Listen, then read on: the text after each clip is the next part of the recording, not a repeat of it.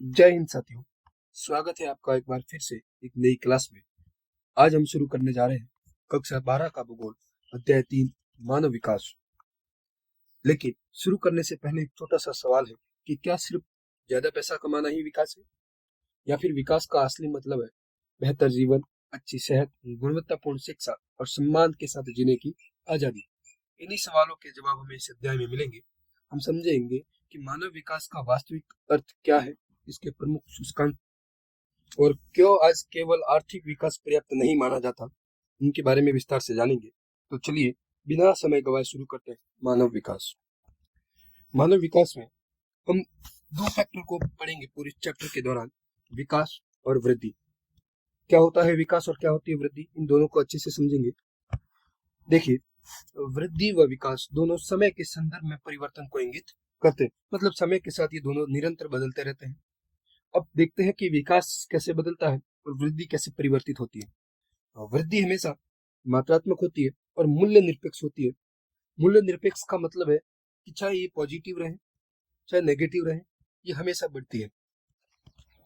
Okay दोस्तों, इसके बारे में हमेशा बात की जाएगी, चाहे पॉजिटिव हो चाहे नेगेटिव हो। वृद्धि हमेशा, जैसे हमने जनसंख्या में पढ़ा था, चाहे जनसंख्या बढ़े चाहे घटे, हम हमेशा कहेंगे कि जनसंख्या में क्या हो गई, तो वृद्धि। तो वही सेम फैक्टर यहाँ पर भी लागू होता है कि वृद्धि मूल्य निरपेक्ष है, मतलब चाहे धनात्मक वृद्धि हो चाहे ऋणात्मक वृद्धि हो, वृद्धि होगी। ओके, तो ये धनात्मक भी हो सकती है और ऋणात्मक भी हो सकती है। लेकिन वही अगर विकास की बात की जाए दोस्तों, तो विकास हमेशा गुणात्मक होता है और मूल्य सापेक्ष होता है। मूल्य सापेक्ष का मतलब ये हमेशा धनात्मक होगा। अगर ऋणात्मक है तो विकास नहीं होगा, हमेशा कैसा होगा, धनात्मक। और एक पॉइंट और रहा कि गुणात्मक का क्या मतलब है, इसको मापा नहीं जा सकता विकास को, ये सादृश्य नहीं होता। सादृश्य का मतलब होता है इसका कोई भौतिक अस्तित्व नजर नहीं आता है हमको। वृद्धि का मात्रात्मक मूल्य का मतलब है इसका एक भौतिक अस्तित्व होता है। जैसे शरीर के बारे में ले लेते हैं, छोटा छोटे बच्चे की हाइट बढ़ रही है, हमें हाइट बढ़ती दिख रही है, उसकी हाइट में फर्क दिख रहा है, तो वो मात्रात्मक है। विकास का मतलब उसके दिमाग ने कितना डेवलपमेंट किया, वो हो गया गुणात्मक। अब दिमाग का डेवलपमेंट हमें दिखेगा नहीं, सिर्फ अनुभव किया जा सकता है, तो वो क्या है, गुणात्मक। तो ये हमेशा धनात्मक होता है, लेकिन होगा किसके साथ, वृद्धि के साथ। बिना वृद्धि के विकास संभव नहीं है। और दोस्तों ये भी ध्यान रखना कि ये जरूरी भी नहीं है कि वृद्धि हो गई तो विकास भी होगा, लेकिन ये जरूरी है कि विकास होने के लिए वृद्धि होनी ही चाहिए। जैसे वापस छोटे बच्चे का उदाहरण लेते हैं, छोटा बच्चा अगर धीरे धीरे बड़ा हो रहा है तो 90% केस में उसके दिमाग का डेवलपमेंट भी होगा। तो उसके दिमाग का डेवलपमेंट तभी होगा जब उसकी उम्र बढ़ेगी, उसके शरीर में वृद्धि होगी। लेकिन क्या ये जरूरी है कि बच्चा बड़ा हो गया तो उसका दिमाग भी डेवलपमेंट हो गया? कभी कभार आप देखोगे कि बच्चा पागल भी हो जाता है। तो हमेशा ये जरूरी नहीं है कि वृद्धि के साथ विकास होना ही होना है, लेकिन विकास होने के लिए वृद्धि आवश्यक है। तो हम कह सकते हैं कि विकास कब होगा, हमेशा धनात्मक होगा, वृद्धि के साथ होगा और सकारात्मक होगा। और कब गिना जाएगा, जब गुणवत्ता में परिवर्तन होगा। ओके, देखते हैं अभी ने हम कि पिछले कुछ दशकों में, हम राष्ट्रों के बारे में बात करेंगे कि पिछले कुछ दशकों के अंतर्गत विकास की परिभाषा क्या थी, आर्थिक वृद्धि। मतलब किसी देश के पास ज्यादा पैसा है, इसका मतलब वो ज्यादा विकसित है। तो यहाँ पे ये दोनों एक दूसरे के पैरेलल थे। अर्थव्यवस्था का मतलब था विकास और विकास का मतलब था अर्थव्यवस्था। अगर अर्थव्यवस्था ज्यादा बड़ी है, विकास भी उतना ही बड़ा। अगर अर्थव्यवस्था छोटी है तो विकास भी उतना ही छोटा। लेकिन समय के साथ साथ ये अवधारणा क्षीण होती गई, अन्य बहुत सारी अवधारणाएं आई। आगे हम उन सभी के बारे में बात करेंगे। विकास की अवधारणा को देने वाले दो प्रमुख विद्वान, एक थे महबूब उल हक और एक अमर्त्य सेन। डॉक्टर महबूब उल हक पाकिस्तान के निवासी थे और ये दोनों ही बड़े अर्थशास्त्री थे। अमर्त्य सेन भारत के अर्थशास्त्री थे। लिख देता हूँ, ये भारत के थे और ये पाकिस्तान के। इन दोनों ने मानव विकास सूचकांक में बहुत ही महत्वपूर्ण रोल निभाया और एक नई अवधारणा दी कि मानव विकास को कैसे समझा जाना चाहिए। देखिए क्या कहा महबूब उल हक ने। महबूब उल हक कहते हैं कि मानव विकास के अंतर्गत विकल्पों में वृद्धि होनी चाहिए, मतलब आपके पास ऑप्शंस होने चाहिए। अब क्या चीज गेन करोगे, क्या चीज रिसीव करोगे, उन सब के लिए क्या होना चाहिए, विकल्प। जीवन में सुधार होना चाहिए, पॉजिटिव सुधार। विकास का केंद्र क्या होना चाहिए, मानव। ये कौन कह रहा है, डॉक्टर महबूब उल हक। और ये अवधारणा कब दी गई थी, 1990 में। डॉक्टर अमर्त्य सेन ये कहते हैं कि विकास तभी माना जाएगा जब स्वतंत्रता में वृद्धि होगी। स्वतंत्रता में वृद्धि। तो दोस्तों सीधा ही सवाल आपको एग्जाम में पूछा जा सकता है कि विकास की अवधारणा किसने दी। तो जब ऑप्शन में पूछा जाए तो डॉक्टर महबूबुल हक होगा, और जब आपको राइटिंग में पूछा जाए तो आप दोनों को ही नाम लिख सकते हैं। देखिए, महबूबुल हक ने कहा कि विकास का मूल उद्देश्य ऐसी दशाओं को उत्पन्न करना है जिनमें लोग सार्थक जीवन व्यतीत कर सके। अब वापस प्रश्न आया कि सार्थक जीवन क्या है। देखिए, सार्थक जीवन क्या होता है।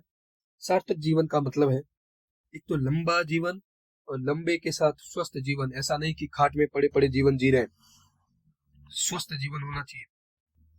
दूसरा, ज्ञान प्राप्ति, शिक्षा की प्राप्ति। शिष्ट जीवन जीने हेतु साधनों का होना। शिष्ट जीवन मतलब अच्छा जीवन जीने के लिए हमारे पास में पर्याप्त साधन होने चाहिए। और जब ये तीनों फैक्टर होंगे तो हम क्या कहेंगे कि हमारा जीवन कैसा है, सार्थक। अब देखिए, विकास के बिंदु कौन कौन से हैं। हम कैसे कहेंगे कि विकास हो रहा है, कैसे मानेंगे। एक तो संसाधनों तक पहुंच होनी चाहिए, स्वास्थ्य में विकास होना चाहिए, और शिक्षा में भी विकास होना चाहिए। इन तीनों में जब विकास हो जाएगा तब हम कह जाएंगे कि विकास में क्या हो रहा है, वृद्धि हो रही, विकास हो रहा है, वास्तव में विकास हो रहा है। समझते आगे। अब देखिए, विकास के 4 स्तंभ है हमारे पास में। विकास का पहला स्तंभ है समानता। समानता से क्या तात्पर्य है, सभी के लिए शिक्षा, नौकरियों और संसाधनों तक समान पहुंच।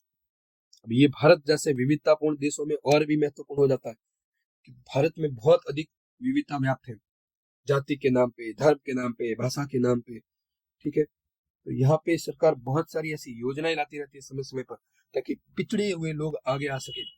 सरकार आरक्षण की व्यवस्था करती है ताकि लोगों को समानता के अवसर मिले, जो पीछे रहे लोग हैं उनको आगे लाया जाए, समाज में बराबरी का हक दिया जाए, तभी वास्तव में विकास होगा।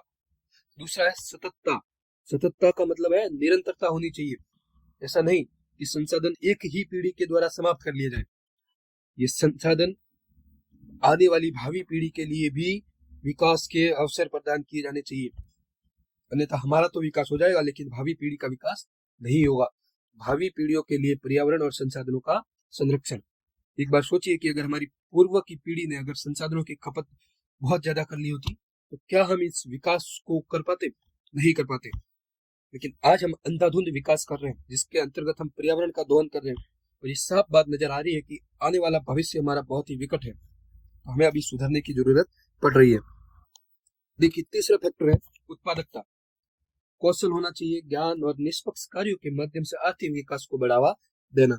मतलब देश की जनसंख्या को काम में लगाना, उनकी प्रोडक्टिविटी को बढ़ाना, यही है उत्पादकता, ताकि देश का आर्थिक विकास हो। और जब आर्थिक विकास हो जाएगा तो फिर मानव के अन्य विकास की ओर भी ध्यान दे दिया जाएगा।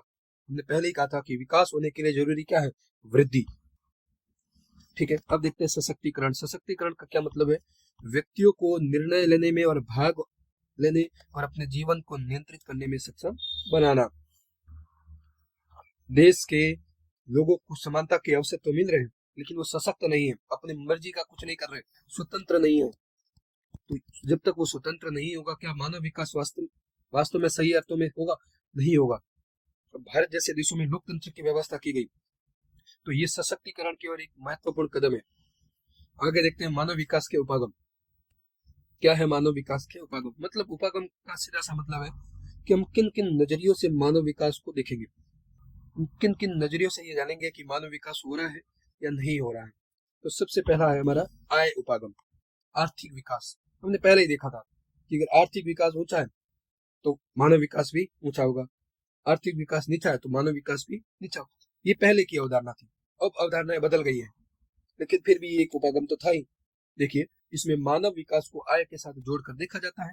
विचार यह है कि आय का स्तर किसी व्यक्ति द्वारा भोगी जा रही स्वतंत्रता के स्तर को परिलक्षित करता है, और आय का स्तर ऊंचा होने पर मानव विकास का स्तर भी ऊंचा होगा। एक सीधा सा मतलब, अपने आस पड़ोस में देखिए, आप स्वयं महसूस करते होंगे कि अगर किसी परिवार के पास पैसे ज्यादा है तो आप कहते होंगे कि इनका तो बहुत सुखी है। सुखी होने का मतलब उनका विकास बहुत ज्यादा है, लेकिन सही अर्थों में क्या वो शांति से भोजन कर पाते हैं, क्या शांति से रह पाते हैं, क्या शांति से चैन की नींद ले सकते हैं।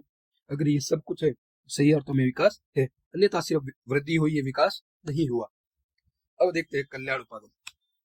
क्या होता है कल्याण उपागम। यह उपागम मानव को लाभार्थी अथवा सभी विकासात्मक गतिविधियों के लक्ष्य के रूप में दिखता है। ये उपागम किस किस को दिखता है, शिक्षा को, स्वास्थ्य को, सामाजिक सुरक्षा को और सुख साधनों पर उच्चतर सरकारी व्यय का।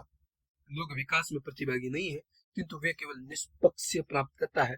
सरकार कल्याण पर अधिकतम व्यय करके मानव विकास के स्तरों में वृद्धि करने के लिए जिम्मेदार है। मतलब ये सरकार की जिम्मेदारी है कि समाज का कल्याण किया जाए और विकास में वृद्धि की जाए। अब है आधारभूत आवश्यकता उपागम, मतलब सभी लोगों की न्यूनतम आवश्यकताओं को पूरा करना। कौन कौन सी आवश्यकता है? ये 6 न्यूनतम आवश्यकता है। कौन कौन सी? जैसे स्वास्थ्य, शिक्षा, भोजन, जलापूर्ति और स्वच्छता। ये स्वच्छता लिखा हुआ है दोस्तों, स्वच्छता होनी चाहिए, और आवास। ये 6 आधारभूत अगर आवश्यकता लोगों की पूरी हो रही है, इसका मतलब देश वास्तव में विकास कर रहा है, अन्यथा सिर्फ वृद्धि हो रही है। इसमें मानव विकल्पों के प्रश्नों की उपेक्षा की गई है और परिभाषित वर्गों की मूलभूत आवश्यकताओं की व्यवस्था पर जोर दिया गया है। अब ये समता उपागम, ये किसने दिया था? प्रोफेसर अमर्त्य सेन ने। संसाधनों तक पहुंच के क्षेत्रों में मानव क्षमताओं का निर्माण बढ़ते मानव विकास की कुंजी है। मतलब मानव में स्वतंत्रता की वृद्धि की जाए ताकि वो अपनी मर्जी से विकल्पों का चयन कर सके। ओके, अब देखते हैं मानव विकास सूचकांक। मतलब मानव विकास को किस स्कोर पे चार्ट किया जाएगा, किस स्तर पे देखेंगे कि किसी देश का मानव विकास कितना है। इसके लिए कुछ स्कोरिंग की गई, कुछ नंबर्स दिए गए, किसके द्वारा? यूएनडीपी के द्वारा। लेकिन अवधारणा किसने दी थी? महबूबुल हक ने और अमर्त्य सेन ने। ध्यान रखना, प्रकाशित कौन करता है? यूएनडीपी। और इसकी अवधारणा किसने दी थी? महबूबुल हक। यूएनडीपी से 1990 से हर साल प्रकाशित करता है। आधार क्या है इसका? एक तो स्वास्थ्य, शिक्षा और संसाधन तक पहुंच। स्कोर कितना है इसका? 0 से 1 के बीच में। और इन तीनों में प्रत्येक की स्कोरिंग कितनी दी गई है? 1/3। ठीक है, तीनों की 1/3 स्कोरिंग है। टोटल मिला के कितना हो गया? 1। 0 से 1 के बीच में देशों को रखा जाता है। अगर 1 के पास ज्यादा स्कोर है, इसका मतलब विकास ज्यादा है। अगर 0 की तरफ है तो विकास कम है। अब देखते हैं कि स्वास्थ्य, शिक्षा और संसाधनों तक पहुंच से क्या मतलब है। स्वास्थ्य, स्वास्थ्य से मतलब है जन्म के समय जीवन प्रत्याशा। सीधा सा मतलब है इसका कि जब नवजात शिशु जन्म लेता है तो उसकी औसत आयु कितनी होगी देश के वातावरण को देखने के हिसाब से। इसको कहते हैं जन्म के समय जीवन प्रत्याशा। फिर है शिक्षा, प्रौढ़ साक्षरता दर और सकल नामांकन अनुपात। मतलब कितने वयस्क लोग, 15 साल से ऊपर के लोग पढ़े लिखे हैं। और सकल नामांकन अनुपात का मतलब है स्कूलों के अंदर बच्चों की वास्तविक संख्या कितनी है, कि जितनी होनी चाहिए उतनी है, उससे कम है या उससे ज्यादा है। संसाधनों तक पहुंच से मतलब है क्रय शक्ति। मतलब लोगों के पास इतना पैसा तो होना चाहिए कि वो अपनी जरूरत के संसाधन स्वयं खरीद सके, या अगर नहीं भी है तो सरकार उन्हें अवेलेबल कराए। अब इसकी कमी क्या है एचडीआई की, मानव विकास सूचकांक की? कि ये सिर्फ उपलब्धि को बताता है, वितरण को नहीं। ये सिर्फ ये बताता है कि देश के अंदर स्वास्थ्य कितना है, लेकिन ये नहीं बता रहा कि कितने लोगों को मिल पा रहा है। ये बता रहा है कि शिक्षा कितनी है, लेकिन ये नहीं बता पा रहा कि कितने लोगों को शिक्षा वास्तव में मिल रही है। तो ये उपलब्धि को तो बता रहा है, वितरण को नहीं। अब वितरण को देखने के लिए हमारे पास दूसरा सूचकांक आता है, मानव गरीबी सूचकांक। ये भी कौन प्रकाशित करता है? यूएनडीपी। ओके, इसका काम क्या है? मानव विकास में कमी को नापना। मतलब हम अच्छाई को भी गिनेंगे और बुराई को भी, तभी दोनों को बैलेंस करके हम वास्तव में विकास कर पाएंगे। अब ये किसको गिनता है? अगर 40 वर्ष तक जीवित न रह पाने की संभाव्यता है, अभी ऊपर देखा ना, जन्म के समय जीवन प्रत्याशा, अगर ये 40 वर्ष से कम है, इसका मतलब वो देश क्या है? कम विकसित है, उसका विकास ज्यादा नहीं हो रहा। प्रौढ़ निरक्षरता दर, कितने वयस्क पढ़े लिखे नहीं है, यहाँ पर नकारात्मकता का भाव रहेगा, वहां पर सकारात्मकता थी, यहाँ पर नकारात्मकता।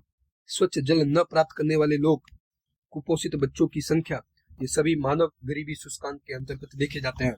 और फिर इसके हिसाब से हम देशों के क्रम व्यवस्थित करते हैं। अब नवीनतम सूचकों पर भी ध्यान हो रहा है।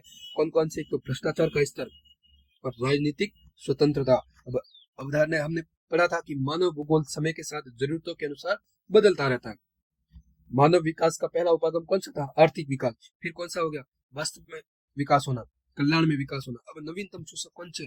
भ्रष्टाचार का स्तर। किसी देश में भ्रष्टाचार का स्तर कितना है, उसके हिसाब से हम ये पता करेंगे कि विकास हो रहा है या नहीं हो रहा।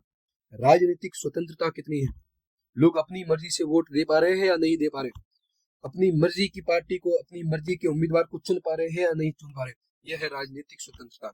अब भारत जैसा देश इन मामलों में तो बहुत अच्छे से काम कर रहा है, लेकिन आजाद हुए 70 साल हो गए, लेकिन देश की आधी से भी ज्यादा आबादी ऐसी है जिसकी आधारभूत आवश्यकता ही पूरी नहीं हो रही है।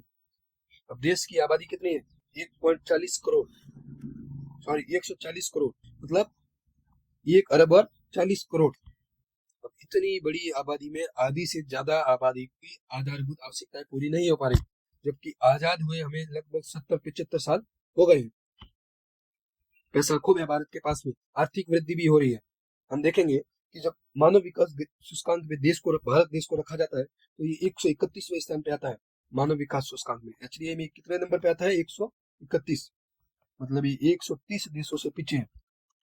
और अगर अर्थव्यवस्था में बात की जाए तो इकोनॉमी इसकी कितनी है? 30वें नंबर पे, सॉरी 4थे नंबर पे, फोर्थ लार्जेस्ट इकोनॉमी। अब कहीं दोनों में तालमेल बैठ रहा है क्या? चौथी बड़ी अर्थव्यवस्था और मानव विकास में 131वां स्थान, मतलब 50-60 होता तब भी मान लेते कि है, लेकिन 131। अब दुनिया के अंदर एकमात्र देश है भूटान, जो कहता है कि हमें विकास से कोई मतलब नहीं। विकास मतलब भौतिक विकास, हमें बिल्डिंग्स नहीं खड़ी करनी, हमें प्रदूषण नहीं चाहिए विकास के नाम पे, तो विकास के नाम पे पर्यावरण को नुकसान नहीं पहुंचाना। हमारा तो विकास कब होगा? जब प्रसन्नता में वृद्धि होगी। और इसीलिए भूटान ने अपना मानव विकास सूचकांक के लिए क्या रखा है? GNH, यानी कि सकल राष्ट्रीय प्रसन्नता। वो ये दिखता है कि देश के अंदर कितने लोग वास्तव में प्रसन्न है या नहीं है। और अगर सही अर्थों में देखें तो मानव विकास वास्तव में यही है। हमें बिल्डिंग से नहीं खड़ी करनी, हमें फैक्ट्रियां नहीं लगानी, हमें चाहिए कि मानव कितने सुख से जीवन व्यतीत कर पा रहा है। अब देखते हैं मानव विकास की अंतरराष्ट्रीय तुलना, मतलब कौन देश आगे है, कौन देश पीछे। अब यहाँ पे कुछ हमको अपवाद मिलते हैं कि छोटे देशों का जो मानव विकास है वो बड़े देशों की तुलना में ज्यादा है। उसी तरह जो गरीब देश है, निर्धन राष्ट्र, उनका मानव विकास भी पड़ोस के धनी देशों से ज्यादा है। जैसे श्रीलंका भारत का पड़ोसी है, भारत से गरीब है, भारत से छोटा भी है, लेकिन इसका मानव विकास भारत से बेहतर है। ओके, एक इसका सबसे बड़ा कारण यह भी हो सकता है कि श्रीलंका की जनसंख्या कम है, भारत की जनसंख्या भी ज्यादा है। अब इतनी सारी जनसंख्या वास्तव में संभालना बहुत मुश्किल होता है। अब उन उस स्थिति में तो और भी ये स्थिति भयानक हो जाती है जब वो जनसंख्या बोझ बन जाती है। अब भारत जैसे देशों के लिए बहुत ही लाभदायक स्थिति यह है कि भारत की आधी से भी ज्यादा जनसंख्या युवा है, या आने वाले भविष्य में युवा हो जाएगी। भारत सरकार को सिर्फ इतना करना है कि उस जनसंख्या को काम पे लगाए, उत्पादकता में लगाए। भारत का ऑटोमेटिक विकास तीव्रता से होने लगेगा। अब देखते हैं मानदंड क्या है, उसका स्कोरिंग लेवल क्या है। हमने देखा था कि मानव विकास का स्कोरिंग है 0 से 1। अगर 1 के नजदीक है तो विकास ज्यादा है, 0 के नजदीक है तो विकास कम है। अगर 0.8 से ऊपर है, इसका मतलब उसका विकास स्तर कैसा है? अति उच्च। और विश्व के अंदर ऐसे कितने देश हैं? 69। अगर उच्च के बारे में बात की जाए तो 0.7 से लेकर के 0.8 तक कितने देश ऐसे? 50। मध्यम में 0.5 से लेकर के 7 तक कितने हैं? 42। निम्न में बात की जाए तो 0.5 से नीचे और कितने देश है? 33।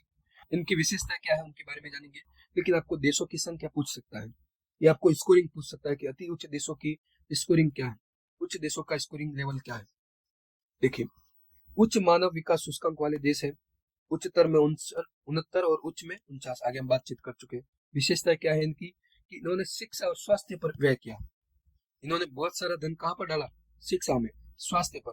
अब ये दोनों चीजें ऐसी है दोस्तों कि लॉन्ग टर्म में असर दिखाती है, एक साथ नहीं, 5-10 साल की बात नहीं है। ये असर कब दिखाएगी? जब देश 50-60 साल तक ग्रो करेगा, तब ये अपना असर दिखाती है। अब इतना धैर्य भी होना चाहिए। भारत जैसे देशों में हर 5 साल में सरकार बदलती है, सरकार ज्यादा से ज्यादा कोशिश करती है कि हम वापस सत्ता में कैसे आए। तो वो इन मुद्दों की बजाय धार्मिक मुद्दों पर या राजनीतिक मुद्दों पर ज्यादा व्यय करती है।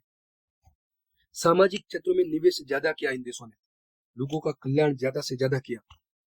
अब इनमें से ज्यादातर देश कौन से थे पता है आपको? ऐसे देश जो पूर्व में साम्राज्य शक्तियां रही थी। साम्राज्य शक्तियां मतलब जिनके पास में उपनिवेश थे, जैसे ब्रिटेन, जर्मनी, रूस, अमेरिका, ऐसे देश। और इनमें से भी अधिकांश देश यूरोप में है। और ये आज जो है वो औद्योगिक पश्चिमी विश्व का प्रतिनिधित्व करते हैं। एक दोस्तों बात ये भी है कि ये देश धर्म के मामले से उभर चुके हैं। जब तक देश के अंदर धर्म का कीड़ा रहेगा तब तक वो देश पिछड़ा हुआ ही रहेगा। उस देश का वास्तविक सही मायनों में विकास नहीं हो सकता, क्योंकि राजनीतिक पार्टियां उस धर्म के मामले में लोगों को उलझाए रखेगी और वो उन देशों में अशांति पर्याप्त रहेगी।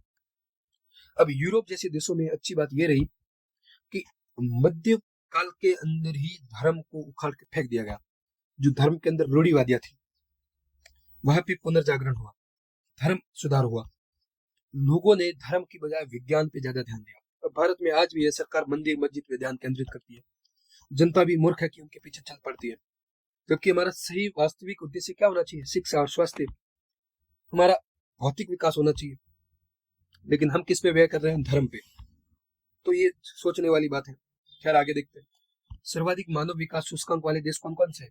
नॉर्वे, आयरलैंड, स्विट्जरलैंड और हांगकांग। अब देखते हैं मध्यम मानव विकास सूचकांक वाले देश हैं 42। इनकी विशेषता क्या है? इन देशों का विकास कब हुआ? वर्ल्ड वॉर सेकेंड के बाद। अधिकांश देश क्या थे पूर्व में? उपनिवेश, जैसे कि भारत। अन्य देशों का विकास कब हुआ? 1990 में यूएसएसआर के विघटन के बाद, मतलब सोवियत संघ रूस के विघटन के बाद। जब सोवियत संघ रूस टूट गया कई टुकड़ों में, तो उससे बहुत सारे देश अलग हुए और उन देशों का जब विकास हुआ तो वो भी किसमें आ गए? मध्यम मानव सूचकांक वाले देशों में। ये देश अपना विकास तीव्रता से कैसे कर रहे हैं? लोकोन्मुखी नीतियों को अपनाकर, मतलब ज्यादा से ज्यादा ऐसी नीतियां ला रहे हैं जिससे देश का विकास हो। जैसे भारत ने आजादी के पश्चात ही एक पंचवर्षीय योजना निकाली, उसने बहुत बड़ा रोल निभाया कि देश का विकास तीव्रता से हो। सामाजिक भेदभाव को दूर करके स्कूल में सुधार किया जाना है। यहाँ पर क्या मिलता है हमको? सामाजिक विविधता ज्यादा मिलती है। अब सबसे बढ़िया उदाहरण है भारत। भारत से ज्यादा सामाजिक विविधता पूरी दुनिया के किसी देश में नहीं मिल सकती, चाहे वो धर्म के नाम पे हो, चाहे जाति के नाम पे हो, चाहे भाषा के नाम पे हो, चाहे संस्कृति के नाम पे हो। यहाँ पर हर प्रकार की विविधता हमको मिलती है। अब अच्छी बात यह भी है, इतनी सारी विविधताओं के बावजूद भारत का संविधान सबको एक साथ लेके चल रहा है और पिछले 70-80 सालों में हमें किसी भी समस्या का सामना नहीं करना पड़ा। ठीक है, छोटी मोटी जड़त तो होती है, लेकिन अभी तक कोई बड़ी घटना नहीं हुई। ये भारत के संविधान की एक सबसे बड़ी उपलब्धि है। और इन देशों में इतिहास के अंदर क्या रही थी? राजनीतिक अस्थिरता, उपद्रव ज्यादा रहे थे। अब तो शांत है फिलहाल, लेकिन पिछली घटनाएं अभी भी उनको प्रभावित कर रही है। अब बात करें निम्न मानव विकास सूचकांक वाले देश। इन देशों में क्या है? अधिकांश देशों में उपद्रव है अभी भी, वर्तमान में भी। राजनीतिक अशांति ज्यादा है, आतंकवाद ज्यादा है, अकाल ज्यादा पड़ रहे हैं और बीमारियां हैं, गृह युद्ध के आसार अभी भी है। ऐसे देश अधिकतर आपको कहाँ मिलेंगे? अफ्रीका के अंदर। अफ्रीका उपमहाद्वीप में ऐसे देश आपको ज्यादातर मिलेंगे। अब इन देशों के विडंबना कहें या जो भी है, इन देशों की विशेषता ये रही कि इन्होंने सामाजिक क्षेत्रों की अपेक्षा किस पे निवेश किया? रक्षा में, क्योंकि इनको अपनी खुद की सुरक्षा की जिम्मेदारी भी उठानी थी। अब ये थे ही गरीब और उन्होंने वही सारा पैसा कहाँ पे डाल दिया? हथियारों में। जब हथियारों में पैसा डाल दिया तो सामाजिक क्षेत्रों का विकास नहीं हुआ, और जब सामाजिक क्षेत्रों का विकास नहीं हुआ तो उन देशों में उपद्रव होने लगे, राजनीतिक अशांति होने लगी और गृह युद्ध के अवसर पनपने लगे। तो दोस्तों, ये था मानव विकास। आप चैप्टर को वापस से पूरा पढ़िएगा और देखिएगा कि क्या हम वास्तव में विकास कर रहे हैं या सिर्फ वृद्धि कर रहे हैं। अब जैसे भारत में आजादी के पश्चात भारत की आबादी जब आजाद हुआ था भारत, तब थी 65 करोड़ और अब लगभग डबल से ज्यादा हो गए। तो भारत ने वृद्धि तो बहुत तेजी से की, लेकिन क्या हमारा विकास हुआ? हमने इकोनॉमी के मामले में भी बहुत तेजी से ग्रोथ की। हम 40 नंबर पे थे और आगे कितने पे? 4थे स्थान पे। तो हमने वृद्धि बहुत तेजी से की, लेकिन क्या हमारी वृद्धि हुई? सोचिएगा इनको विस्तार से, ताकि आपको लिखने में आसानी हो। रटना आपको किसी को भी नहीं है। अगर आशा करता हूँ कि आपको पूरा पाठ समझ में आ गया होगा।